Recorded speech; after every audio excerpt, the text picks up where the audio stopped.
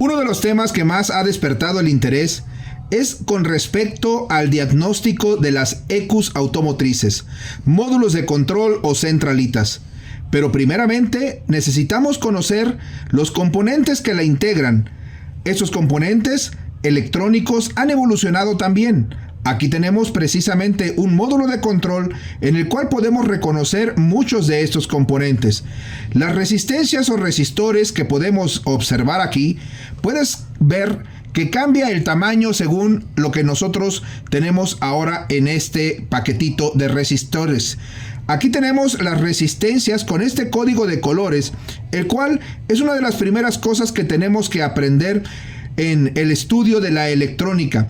Cómo identificar el código de colores, donde cada una de estas bandas corresponde precisamente a un número. El negro vale 0, el café vale 1, el rojo vale 2, naranja 3, amarillo 4, verde vale 5, azul 6, violeta 7, gris 8 y el blanco vale 9. Del 0 a 9 son los números que vamos a utilizar para poder identificar el valor en ohms que tenemos en estas resistencias, que como puedes observar, bueno, pues son un gran número de resistencias las que podríamos nosotros llegar a tener en estos circuitos, ya sea de 4 franjas, 5 franjas, hay de 6 franjas e incluso hay algunos resistores que son con tecnología SMD, es decir, dispositivos de montaje superficial que cada vez están apareciendo más en las unidades de control. Por el momento no tengo aquí alguna de ellas, sino que todas todavía son precisamente con este código de colores. También tenemos como parte de una computadora o módulo de control a los elementos semiconductores. De la familia de los semiconductores tenemos a los más conocidos, serían nuestros diodos, con 2 terminales, el cátodo y el ánodo. Los diodos aparecen también aquí netamente en nuestras unidades de control. Aquí podemos observar precisamente estos diodos en los cuales nosotros tenemos que utilizar precisamente el multímetro en la función de diodos para poder determinar si estos se encuentran en corto o si se encuentran abiertos. Nada más tenemos 2 fallas en estos semiconductores. Pero de la familia de los semiconductores, los diodos, surgieron después los transistores. Transistores los cuales los hay con diferentes tecnologías, los NPN, los PNP. Aparecieron posteriormente los FET, MOSFET y después IGBT. De ahí que tenemos nosotros muchos de estos transistores utilizados precisamente para poder activar a los actuadores según la necesidad del sistema. Podemos encontrarlos en diferentes encapsulados, diferentes tamaños. Esto va a depender mucho de la cantidad de corriente que van a poder conducir. Los hay de baja señal o pequeña señal, de media baja, media alta y aquellos que son de señales muy altas o altas corrientes. También en la misma familia de los semiconductores, familiares de los diodos y los transistores, son precisamente nuestros circuitos integrados. Un circuito integrado, como su nombre lo indica, es un componente que en el encapsulado ya existe precisamente todo un circuito que ha de cumplir con una misión o labor. Por supuesto, esto viene siendo, por así decirlo, un pequeño módulo de control, una pequeña computadora, si tú así quieres verlo, donde necesitamos, por ejemplo, en este que es muy popular, que es el NE555, necesitamos la alimentación de negativo y la alimentación de positivo. 5 volts, por ejemplo, aquí en la terminal número 8 y en la terminal número 4. De tal manera que cualquiera de estos circuitos integrados que tú estás viendo, todos ellos van a cumplir con una misión específica. Y dentro de estas misiones, para poderlas llevar a cabo, pues requieren primeramente alimentación, negativo y positivo.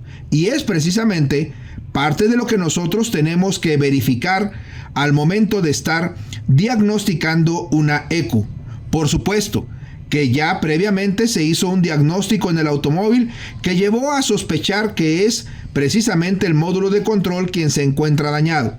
Pero el 80% de las veces nuestra ECU se encuentra en muy buen estado, el problema se encuentra en el vehículo. Pero la mala comprensión del sistema de inyección de combustible en cualquiera de sus tipos o modalidades, bueno, pues lleva siempre a sospechar del que menos conocemos, y a quien menos conocemos es precisamente nuestra unidad de control, y por tanto entonces se han reemplazado muchos módulos de control, muchas computadoras, pensando que ella no está haciendo lo que debería hacer, es decir, ya sea que no está activando a alguno de los elementos actuadores, bomba de gasolina, ventiladores, bobinas, inyectores, en fin, hay una tremenda cantidad de componentes que se deben de activar y es la unidad de control quien finalmente lo hace.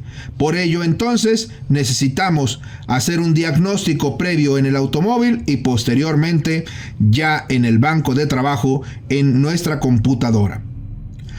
Una de las primeras cosas que tenemos que hacer al inspeccionar una ECU es precisamente buscar que si no existe algún componente dañado físicamente que se pueda observar, como el hecho de que esté reventado, como el hecho de que haya derrame de líquido, o bien que se encuentre partido, en este caso los condensadores no se encuentren inflados, hinchados, expandidos por alguna cuestión que no entendamos.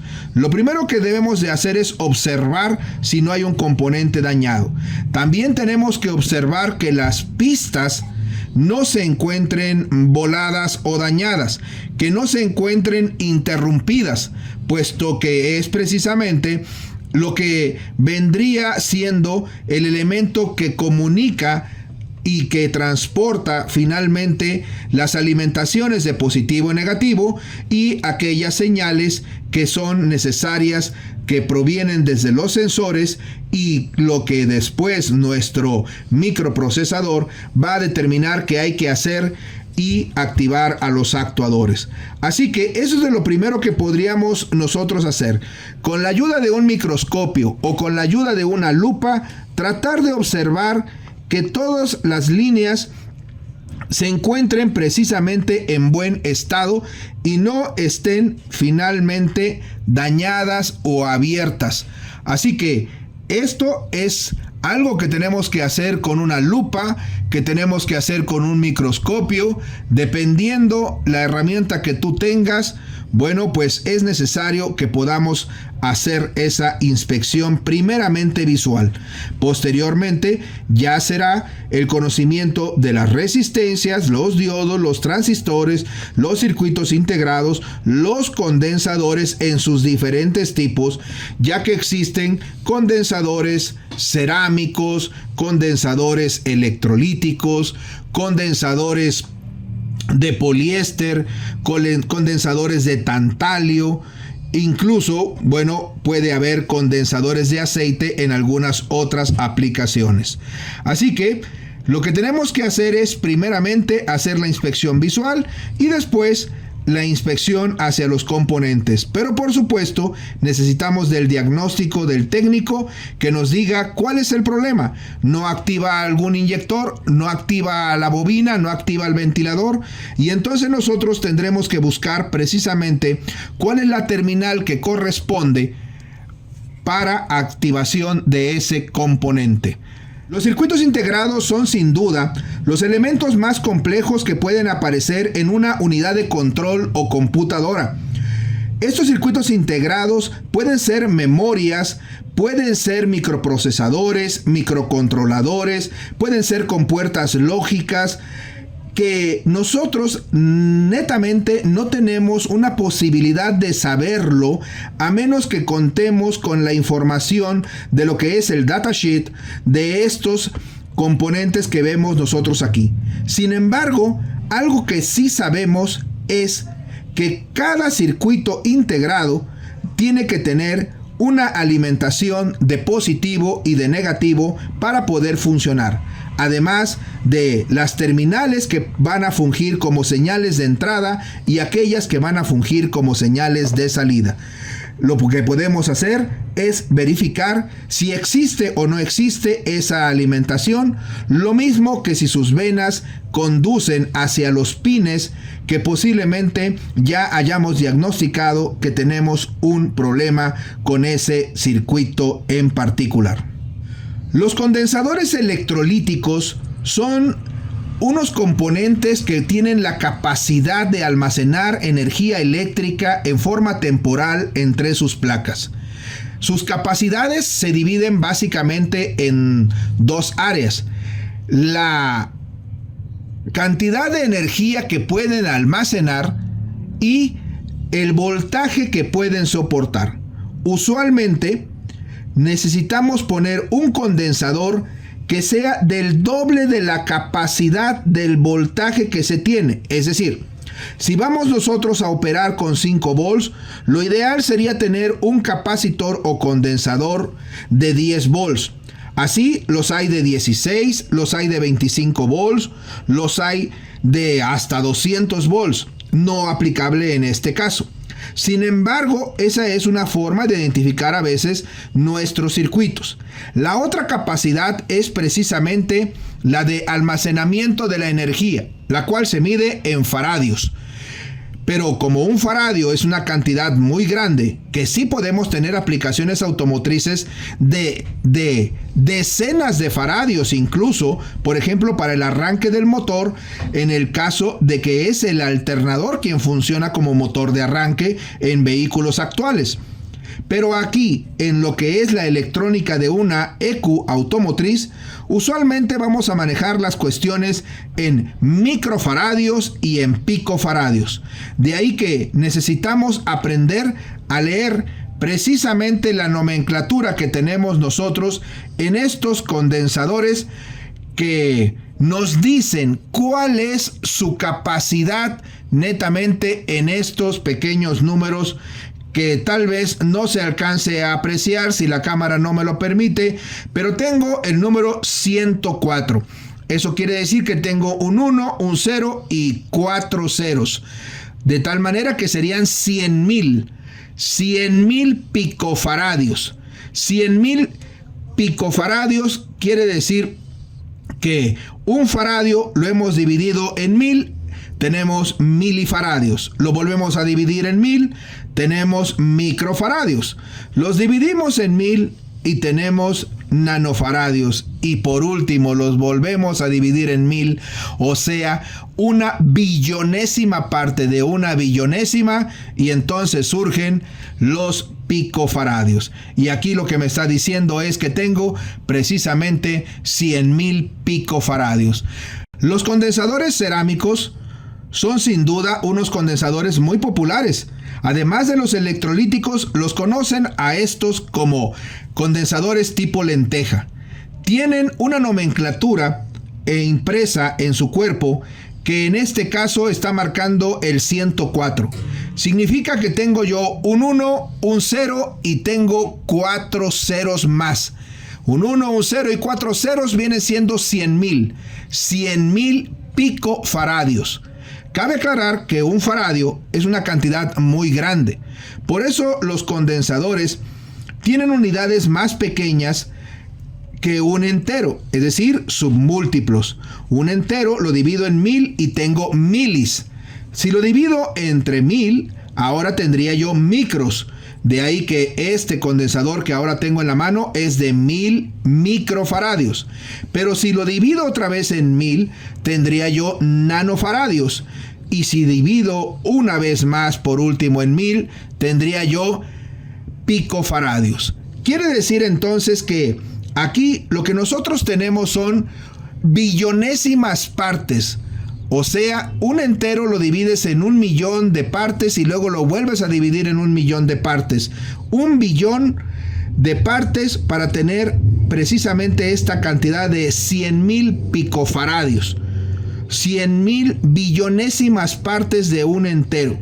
Y esto es algo que nosotros no podemos cambiar en lo que es una computadora. Si llegáramos a encontrar un condensador dañado, tenemos que reemplazarlo por un condensador de las mismas capacidades, tanto en voltaje como en su capacidad de almacenamiento en microfaradios o bien en picofaradios.